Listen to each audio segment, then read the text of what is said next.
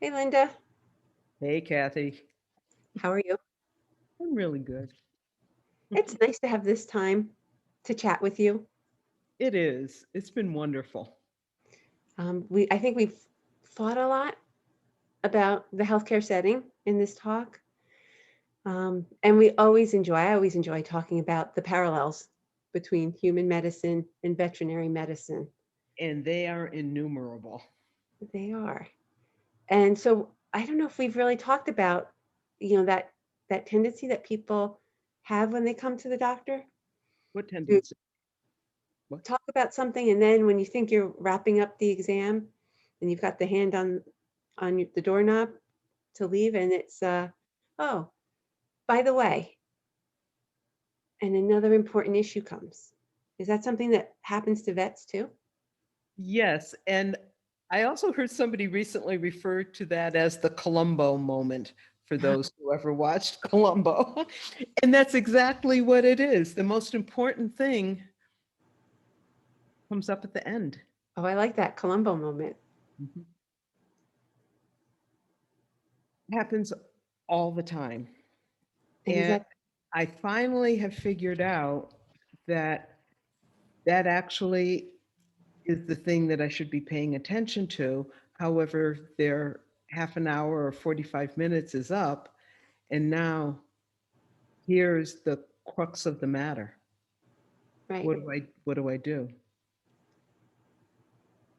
In my youth, when I was a younger veterinarian, I would get annoyed by these moments. I would just say, why didn't you bring this up 20 minutes ago? Right? I asked you XYZ, and you said, no, everything's fine. And now I hear that, well, I asked you about the dog's vomiting, and you said, no, wasn't vomiting. But now when you're leaving, you say, oh, by the way, he hasn't eaten for 5 days.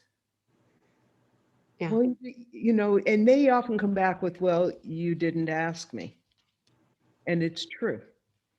And then, boy, and then in my mind, I'm doing 8 things at once, but the most important things I'm saying, yeah, I didn't ask. They're right.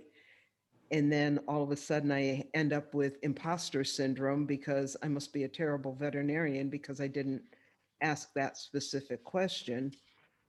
And, but of course, usually it's not as obvious as that vomiting versus eating. I most likely would have asked that question, but the example still stands. And I don't know what to do. But now that we've been having this discussion that we have, I've got a completely different take on it.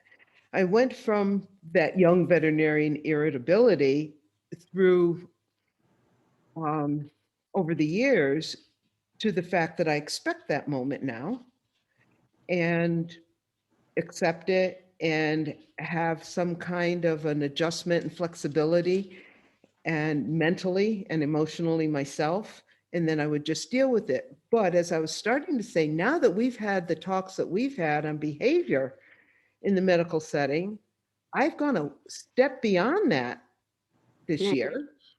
And now I see it as a behavior which is induced by something such as trauma. It's a traumatic topic for them, whether because they had trauma associated with that in the past, and they're afraid to tell me. And that would be commonly, it's that they have another dog that died of symptoms similar to what this dog has. And I, as a medical professional, can often see that they're really two different things. But if one dog was not eating and started vomiting and then died of an obstruction or stomach cancer or something like that, now they've got another dog that's vomiting and is not eating, their mind immediately goes to, I'm going to lose this pet, Right. and not just that a GI indiscretion, Right. and they're going to be okay. So I look at it now from in the medical setting behavior. If we had been sitting over coffee, I might have had this information in the first 2 minutes, Right. but we're in the medical setting. and they've got an association with that and an association with the, oh, by the way, fact that they don't want to hear the answer to it. Yeah. And So I interesting. take And it totally different. do you find it as much with patients you've known for a while or newer patients? 'Cause Definitely with probably a preponderance with newer patients, but sometimes I don't get the information at all from newer patients until I call back 24 hours later to see how the animal is doing. And then I'll find it out because they don't even want to tell me at the doorknob, with the door half open. And of course that I now know that that's an escape hatch. The Mhm, door is literally half open. And sometimes it's that I've got the door open, and sometimes it's that they've got the door open, but there is an opening. right. And it's interesting, and I'm not sure, and we never exactly know, even with trauma-informed care, if we're accurate, and we don't need to know. It's just how we embrace the moment, and when you know it's gonna happen or it's likely to happen, but I wonder if they're not also feeling us out. Is this doc trustworthy? Right. Can I share this with you? And can I share this in a moment that I have an escape if the response means I can't trust you?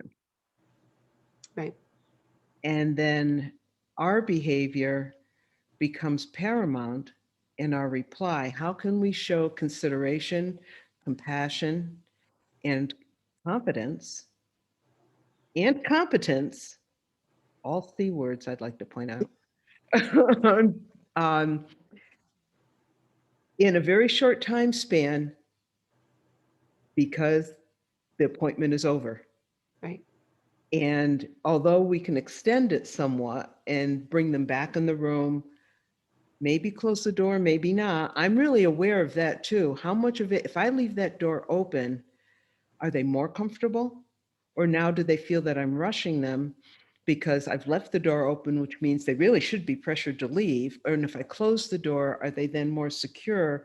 And right, we can now have a discussion. So I try to read them better. And I tried to read myself and the pressure I'm feeling to get on to the next thing, right. surgery, whatever it is that I need to do, without letting them feel my pressure and yet having a stopping time. I think I could take a hint or some training from psychologists and psychiatrists that when your 50 minutes is up, it's not 51 or 60 minutes, it's 50 minutes. And they very gently make sure you leave. But we're in the medical setting in a different way. And And it's interesting because even at the end, when you have your plan, we probably still won't have an answer. So they're going to have to go home and deal with all of that uncertainty until the test results come in. And that's been, another issue, just kind of acknowledging the uncertainty and how hard it is. And yeah. we'll work through it and we'll get some more answers. Yes. And at the end, to make them feel that you have all those 4 C's in hand Yeah. so that when they leave and they're paying their bill, I mean, it does come, you, well, I didn't get an answer to my question and look at this bill. It's more of, I got answers to some of the questions I had. There are more questions I need to have answered. And when we talk tomorrow, when the results are back, I feel really confident that she's going to answer them. Yeah. That's what I want. That sounds like a nice visit with your doctor. Yeah. Well, thank you for sharing your perspective on that. Thank you for asking.